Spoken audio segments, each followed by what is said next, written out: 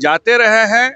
वो हमेशा बोलते हैं लोगों के बीच में जाते हैं तो नई रोशनी मिलती है, वहीं से ताकत मिलती है। 4 डिग्री से 44 डिग्री तक में ठंडा से गर्मी में कितना यात्रा कर चुके। हर एक यात्रा का अपना कहानी है। कौन मुख्यमंत्री इतना यात्रा करता था? पुराने जो मुख्यमंत्री होते थे वो हेलीकॉप्टर से गए, 1 घंटा रहे, वापस पटना आ गए। कौन जिला में जाके रुकता है? नोरमा ग्रुप, जो सोचता है वो करता है। आपके अपने सपनों का आशियाना। 2024 के शुरुआत में जनवरी में ही एक ऐसी घटना घटी थी जिसको लेकर के आज उसकी चर्चा खूब होती है।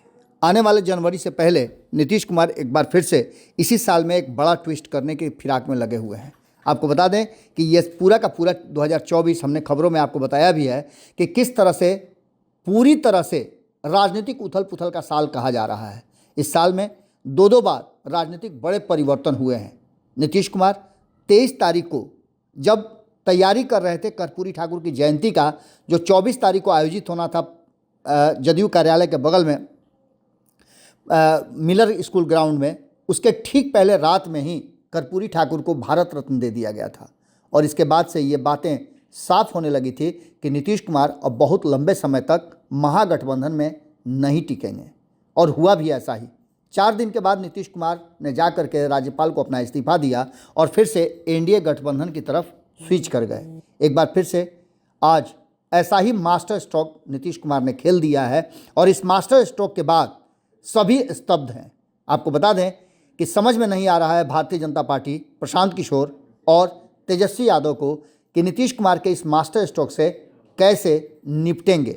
आने वाले 2025 के चुनाव से पहले नीतीश कुमार ने 2024 खत्म होने से पहले एक बड़ा खेल खेल दिया है। देखिए तस्वीरों में किस तरह से नीतीश कुमार ने पूरे बिहार में अपने एक नए संदेश के साथ एक नई शुरुआत की है। जो है लोगों के बीच में जाते रहे हैं। वो हमेशा बोलते हैं लोगों के बीच में जाते हैं तो नई रोशनी मिलती है, वहीं से ताकत मिलती है। और अभी भी जा रहे हैं। ये कोई नई बात नहीं है। 4 डिग्री से 44 डिग्री तक में ठंडा से गर्मी में कितना यात्रा कर चुके। हर एक यात्रा का अपना कहानी है। कौन मुख्यमंत्री इतना यात्रा करता था? पुराने जो मुख्यमंत्री होते थे वो हेलीकॉप्टर से गए, 1 घंटा रहे, वापस पटना आ गए। कौन जिला में जाके रुकता है? कौन इतना मूवमेंट लोगों के बीच में करता है? इसलिए उनका जाने का उद्देश्य, और डबल इंजन की सरकार है, केंद्र में भी सरकार हम लोगों की है। और जो बिहार को विशेष पैकेज मिल रहा है अभी इस बजट में मिला, हम लोग हमेशा मांग करते रहे बिहार को विशेष राज्य का दर्जा मिले, लेकिन विशेष राज्य का दर्जा में दिक्कत था। तो मुख्यमंत्री जी ने कहा कि भाई उसमें दिक्कत है तो आप विशेष पैकेज दीजिए। इस बार 60,000 करोड़ रुपया एक्स्ट्रा मिला इस बार के बजट में, और आगे भी मिलेगा पैसा। तो मुख्यमंत्री जी का है कि एक डेवलपमेंट तो हो गया, रोड, सड़क, बिजली का। अगला जो डेवलपमेंट है जिसमें उद्योग, इन्वेस्टमेंट, रोजगार, वो अब अगले 5 साल में बिहार में खड़ा करना है कि बाहर के लोग आके यहाँ काम करें। और नीतीश कुमार जी ये करके दिखाएंगे। इस यात्रा का एक उद्देश्य ये भी है। बिहार में लगातार विरोध हो रहा है।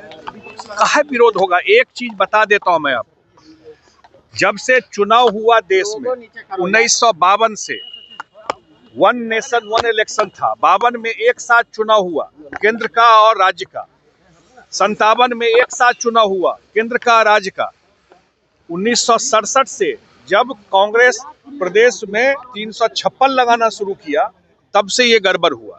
हमारे पार्टी और हमारे नेता का मानना है कि लोकसभा और विधानसभा का चुनाव साथ साथ होना चाहिए।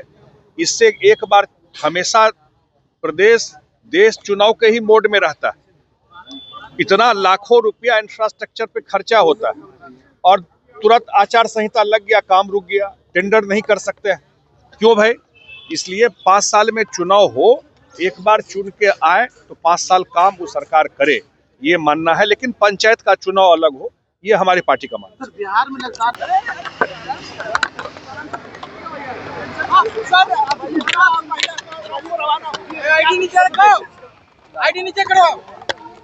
आदरणीय मुख्यमंत्री नीतीश कुमार जी का एक बहुत बड़ा योगदान महिला सशक्तिकरण और अति पिछड़ा को ताकत देने के लिए है। जब ये सरकार बनी थी, महिला को 50% आरक्षण, उनके शिक्षा पे काम, उनको नौकरी में रिजर्वेशन, उनके पढ़ाई में सुविधा, ये सारा काम ये 18-19 साल का कहानी है जब से मुख्यमंत्री जी रहे हैं। और उसी तरह इस बिहार में दलित अति पिछड़ा को पंचायत में आरक्षण नहीं था, जो लोग इस नाम पे सरकार चलाए।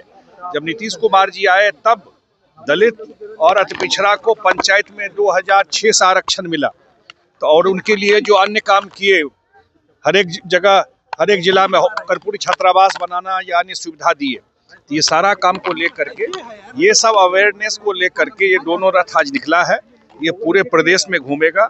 जो मुख्यमंत्री का कामकाज किया हुआ है सरकार का, उसके बारे में लोगों के बीच में अपनी बात रखेंगे, इसी के लिए निकला है। सर तेजस्वी यादव और ये स्वाभाविक है, जो लोग राजनीति करते हैं, राजनीतिक पार्टी रहता है, वो अपना कैंपेन, अपना लोगों के बीच में तो बिल्कुल ये कार्यक्रम चलता रहता है हम लोगों का, उसी का पार्ट है। सर तेजस्वी यादव कल बीपीएससी अभ्यर्थी के आंदोलन में शामिल हुए। मैं एक चीज बता देता हूँ, सरकार जो सही और उचित होगा वो काम करेगी। मैं इस पर टिप्पणी नहीं करना चाहता हूँ। इतनी बड़ी बहाली बीपीएससी के द्वारा टीचर की गई, तो आज तक कोई कंप्लेन नहीं मिला होगा। इतना ट्रांसपेरेंसी के साथ, पारदर्शिता के साथ की गई है, और अभी भी जो सही होगा उस हिसाब सरकार काम करेगी। कल से माननीय मुख्यमंत्री जी का प्रगति यात्रा है, और मुख्यमंत्री जी पिछले 18-19 साल से यात्रा कर रहा है। पहला यात्रा तो तब शुरू किए जब मुख्यमंत्री नहीं थे, न्याय यात्रा शुरू किए। यात्रा इसलिए करनी पड़ी कि जो लोग संविधान लेके घूम रहे हैं, उन लोगों ने बिहार में राष्ट्रपति शासन लगा दिया था। याद होगा, आप कुछ नए पत्रकार हैं, उनको नहीं ध्यान होगा, लेकिन उस समय के जो पत्रकार होंगे उनको ध्यान होगा कि राष्ट्रपति शासन बिहार में नीतीश कुमार जी की सरकार नहीं बनने दी गई। लोग कोर्ट में गए और कोर्ट ने फैसला दिया तो गवर्नर साहब को इस्तीफा देना पड़ा।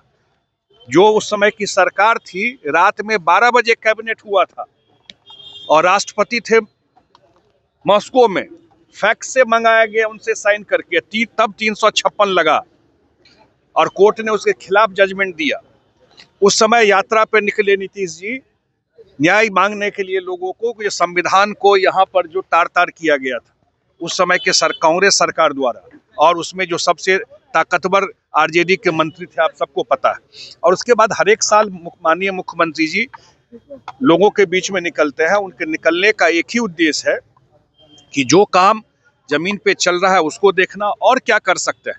और जब लोगों के बीच में जाते हैं, अपने आंख से देखते हैं, उसका बड़ा असर पड़ता है। उनके यात्राओं का ही असर है कि जमीन पे इतना काम दिखाई पड़ा। देखिए, ये नीतीश कुमार ने कभी गिमिक नहीं किया। जो किया सही, सॉलिड उनके जीवन में चेंज करने वाला काम है, वो काम किया है। ये लोग तो जो भाषण दे रहे हैं, वो परिवार के बाहर कहाँ सोचते हैं। सर पटना में जब भी मौका मिला वो तो परिवार में सब कुछ देखते रहते हैं, इसलिए।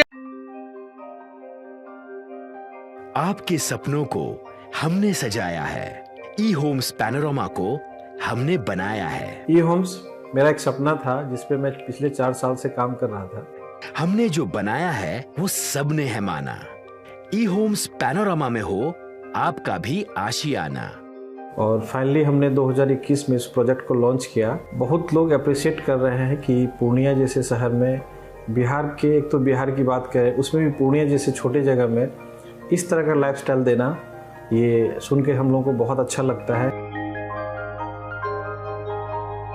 ई होम्स में हमने कुछ और भी किया है, जैसे हम जिस जगह में रह रहे हैं हमारे फैमिली सिक्योर हो, उनको सिक्योरिटी का ध्यान में रखा है।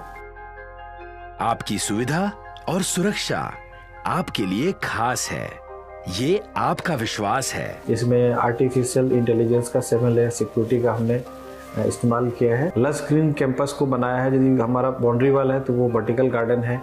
ये जितनी भी फैसिलिटी होता है एक इंटरनेशनल टाउनशिप में ई होम्स है, ये हम लोग विश्वास नहीं कर पा रहे हैं। जो भी हमारे मित्र, दोस्त या जो भी हमारे बाहर के बाहर आते हैं, तो हम लोगों को बहुत अच्छा सुनने को मिलता है और बहुत अच्छा क्रेडिट मिल रहा है। वो सारा हमने सिर्फ एक बिल्डिंग नहीं बनाया, हमें एक बहुत अच्छा लाइफस्टाइल दिया ई होम्स में, और मेरा एक सपना था जिसको मैं आज फुलफिल होते हुए देख पा रहा हूँ। ये आपका आवास है।